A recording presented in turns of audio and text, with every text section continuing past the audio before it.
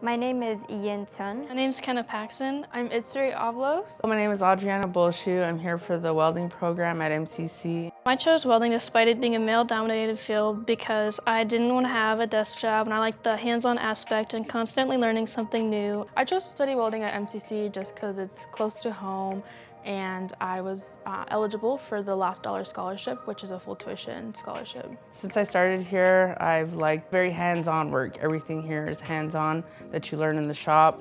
You have awesome instructors and they help you through, and you learn your own techniques as you go. What I like about the welding program in MCC is that it's very relaxed and you can work at your own pace. I really like the welding program at MCC because it's very self-paced, self-driven, and it's easy to ask questions. It's very open, and that's what I really enjoyed about it. 5-10 years down the road, my dream is to design and make furniture, things that I can make with welding. 5 to 10 years down the road, hopefully I'll be able to do pipe welding or underwater welding. 5 to 10 years from now, I hope to be doing a lot more with my welding experience and building onto it, and hopefully in a good spot to be making a lot of money.